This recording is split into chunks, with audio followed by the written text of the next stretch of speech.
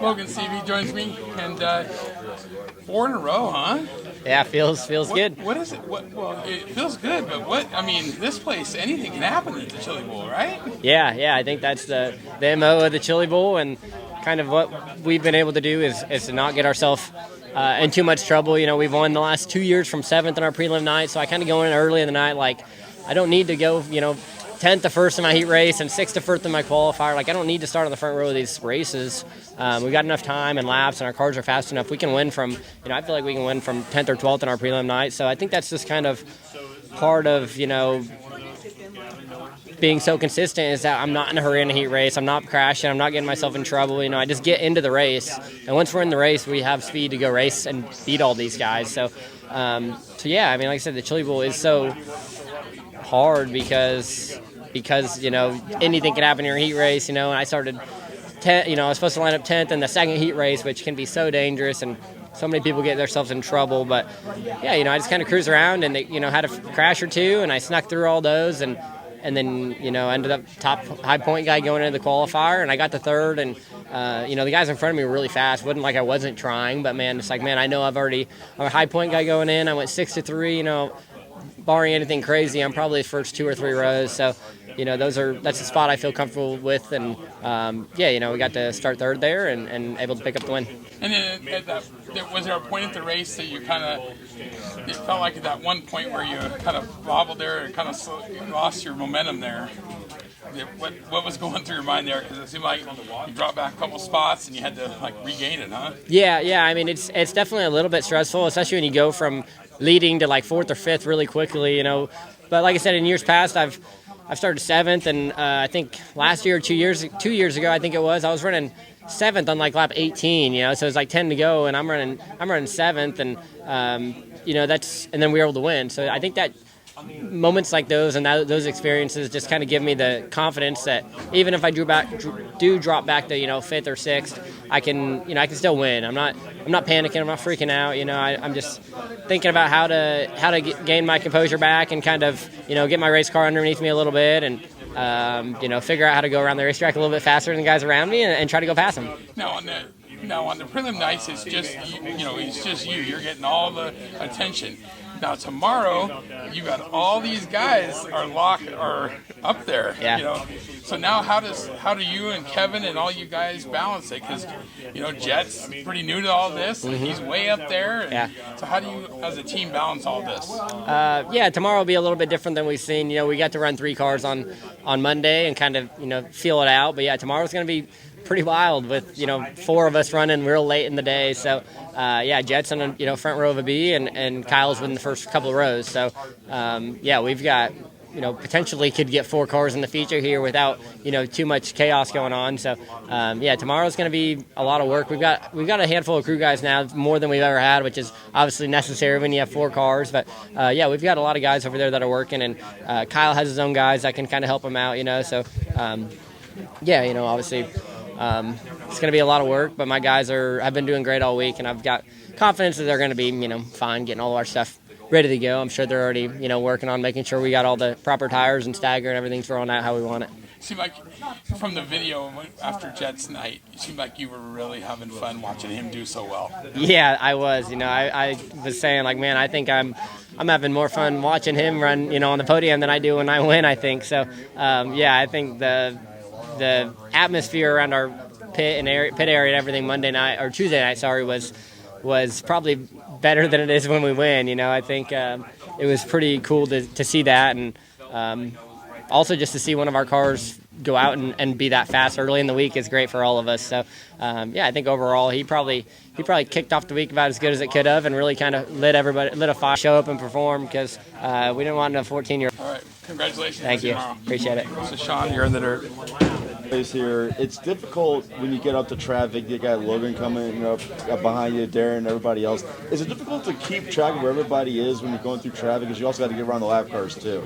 Yeah, I feel like I really like lap traffic. Like when I'm leading, I'm ready to get to lap traffic. I feel like there's a lot of opportunity there, and I feel like it kind of lights the wick back up a little bit. Okay, let's go get this guy. Let's go get that guy. And I like that side of, I like getting buried in traffic and trying to find our way through and do a thing. And I feel like I can usually get back through and open a hole back up and do some things.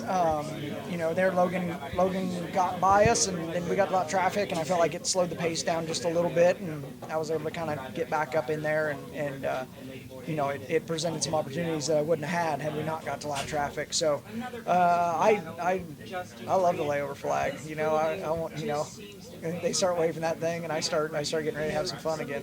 You mentioned loving lap traffic, though. Is there a bit of a side of you that thinks, oh boy, if I make this move wrong, then all of a sudden, oh, there's Logan right behind me, and there he is in the lead now? No, not so much. I mean, you get it, right? But like, you're not running down around there going, oh God, I hope I do the right thing. I hope I do the right thing, right? Like you're kind of locked in, just knocking them down. And when you do the wrong thing, you go, nope, okay. Now we got to do the next right thing, and so, being able to just be present, wait for the holes to develop, look for holes that are developing, figure out where you can, there is a balance there. You have to be, really aggressive in lap traffic, but there's times where you can wait a half a corner and wait for something better to develop, and so playing that game is cool, and I enjoy it. So. Gavin, you and Gavin had a fantastic battle there, and unfortunately he had the big flip there. Yeah. When was the first time you saw a replay of it, or have you seen a replay of it? And I haven't seen a replay of it yet. You must have missed his my car gosh. by about as tall as a banner is sitting right behind you. I felt like the back corner of the cage nipped my helmet on the way by. It felt like, I know it didn't obviously, but it was about as close as you can get without touching. So I thought, coming through there, it was like, oh, that's gonna hurt, and unfortunately we made it through.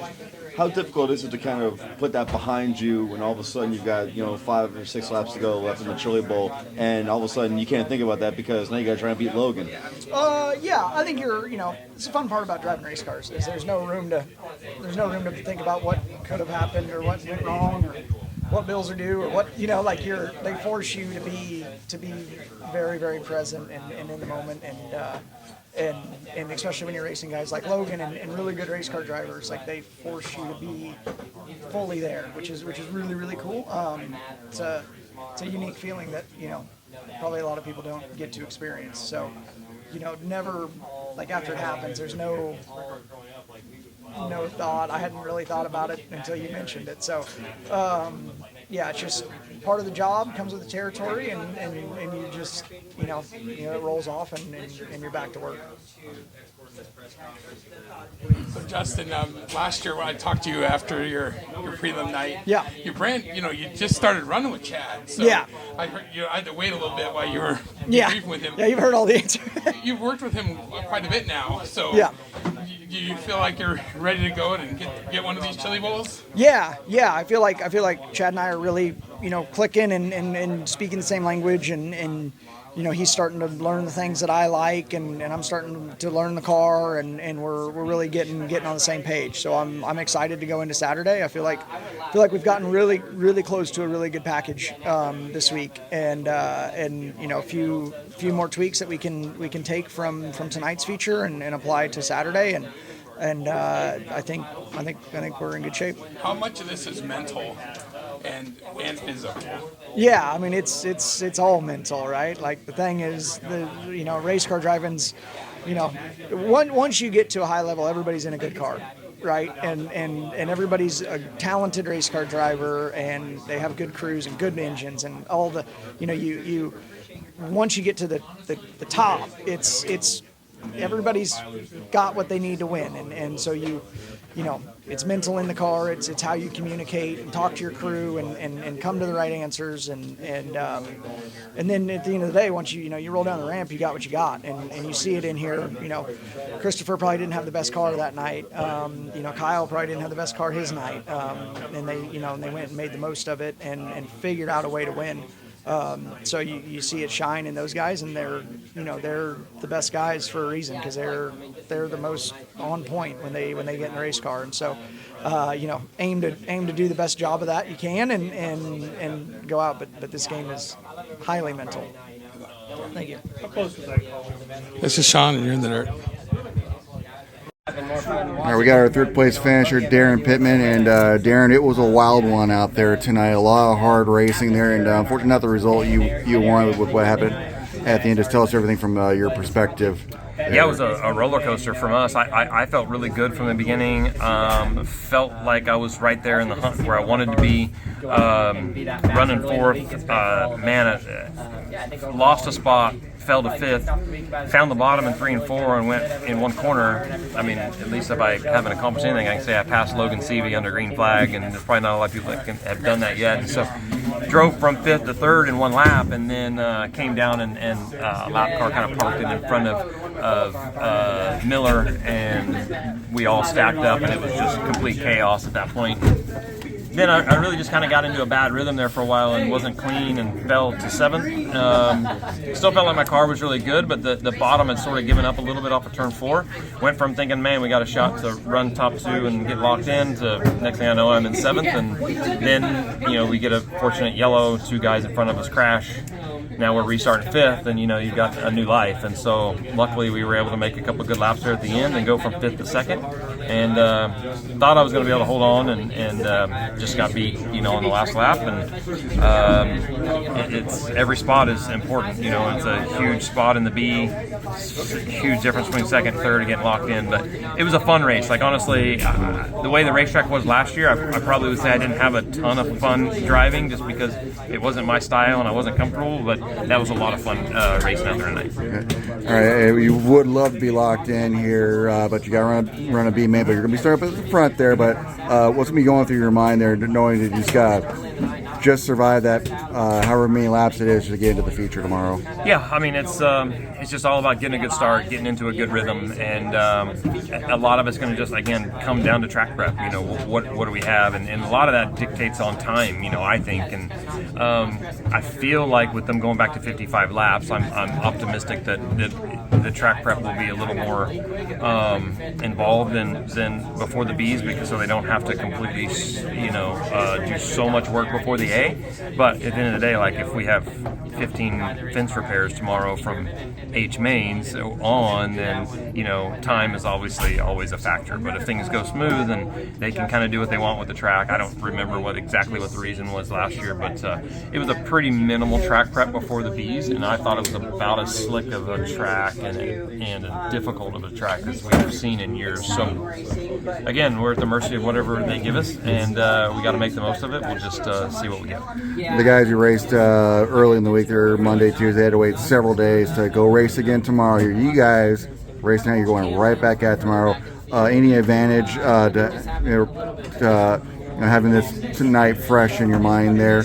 No, the guys that we're racing with, if you've made it into the A, the B, or even the C, like, you're pretty darn good at what you do in this building. And so, no, the guys that haven't raced since Monday, they'll be ready and be as good as ever from the drop of the green. You're a former World Outlaws champion there. You've raced, I heard you talking with some others here about racing with some of the greats here from early in your career, Steve Kinzer, Mark Kinzer, Sammy Swindell, Danny Lasowski. Now, I don't know how many years you have left racing, but you're still out there and you're racing with the likes of Logan Seavey right here, and then you got Christopher Bell from Oklahoma like you are, Kyle Larson here. Just compare these drivers today stars to the guys you raced against in the past. Yeah, I mean, it's different. I mean, obviously as a kid, you're racing against Steve and Sammy and some of these guys. I don't know, I think it's a lot different. Like, as a kid growing up and racing with those guys, you knew better than to make a mistake, because this was back before social media and cameras and everything, and trust me, they didn't care. I mean, like, you crashed Steve Kinzer, that's how he made his living, and he made a good one at it, and you thought there was a good chance that he might come down and actually kill you. I mean, he's a big, burly, intimidating individual. The difference in today is none of that happens anymore, and these kids most of them are young and small, and they run extremely aggressive, but it's just fun to watch the car control that they have as far as how hard they drive. I think the level of racing across the board, sprint cars, midgets, I think people have found ways to.